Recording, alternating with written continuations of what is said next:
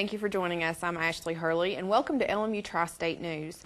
A one-vehicle accident that killed a New Tazewell man is still under investigation.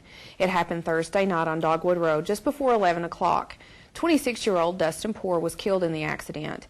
According to reports, Poore was driving west on Dogwood Road when he veered off the shoulder of the road, overcorrected, and hit a tree head-on.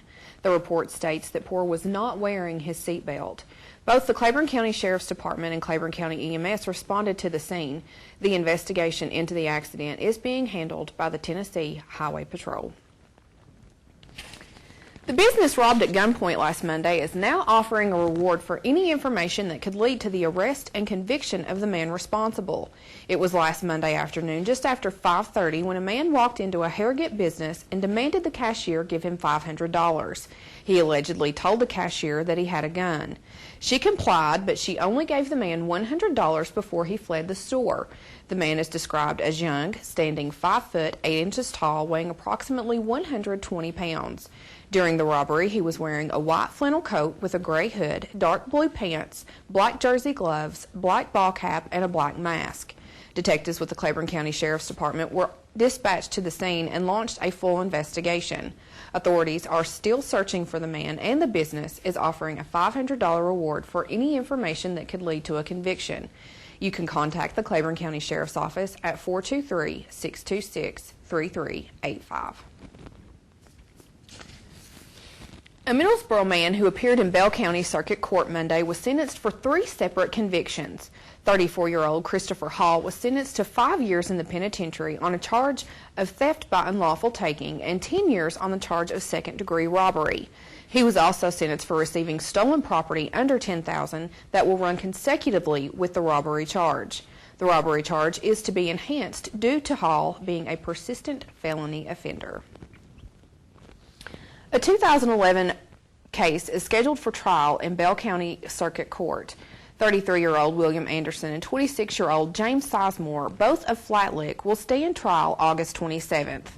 The men were indicted for the murder of Bobby Wiggins.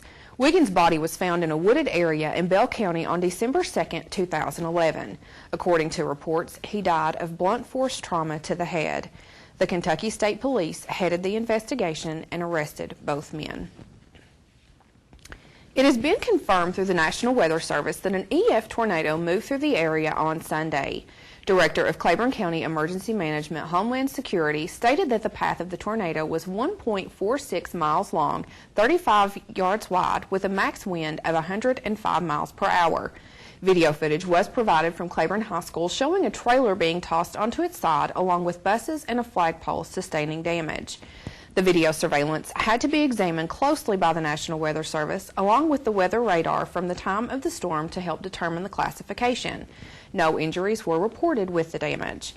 If you do have damage from the tornado, Director Breeding asks that you call the Claiborne County Office of Emergency Management at 423-626-9617.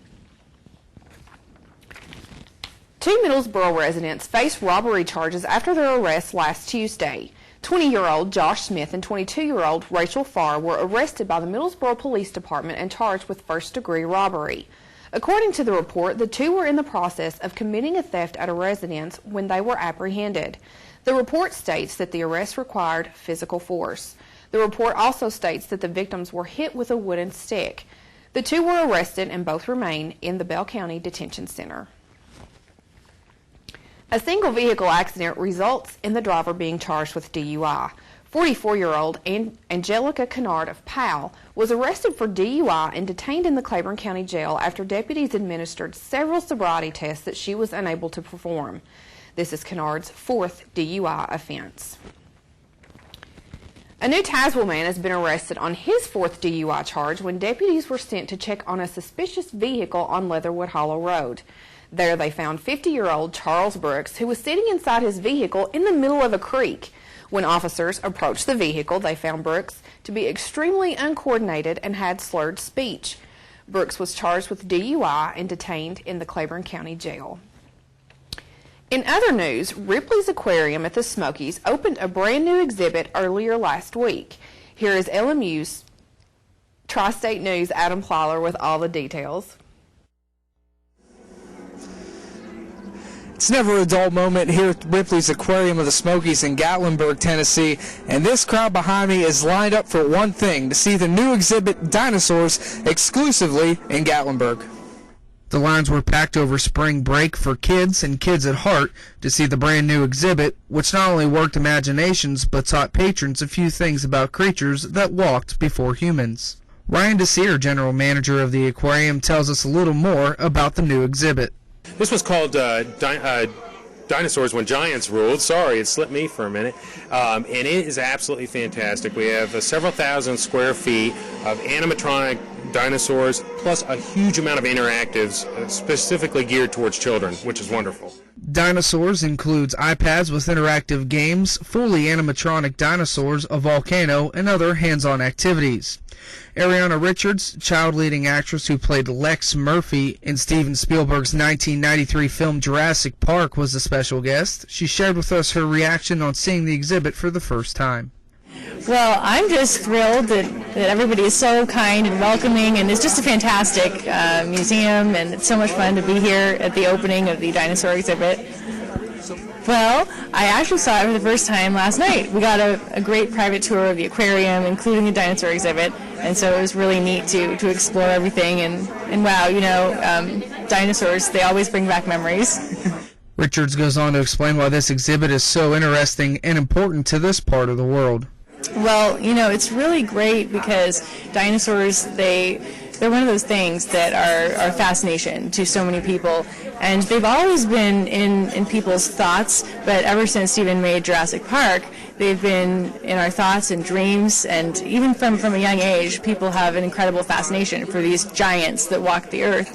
And so an exhibit like this is a great hands-on opportunity, especially for children and adults as well, to go and experience it. Reporting from Gatlinburg, Tennessee at the Ripley's Aquarium of the Smokies, I'm Adam Plyler for LMU Tri-State News.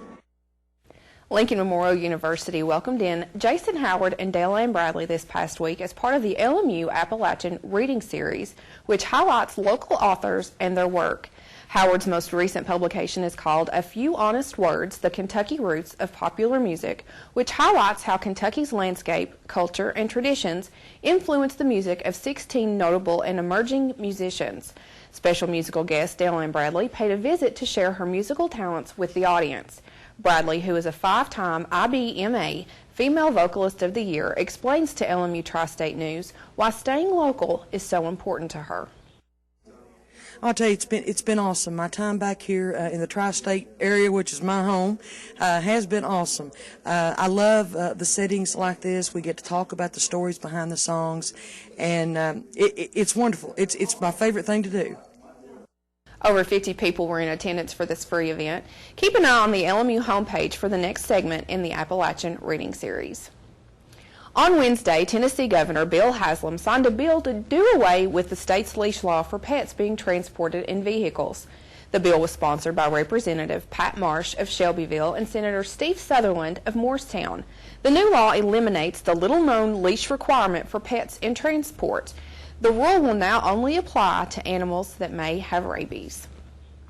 Thank you for watching your LMU Tri-State News update for this week. For everyone behind the scenes, I'm Ashley Hurley.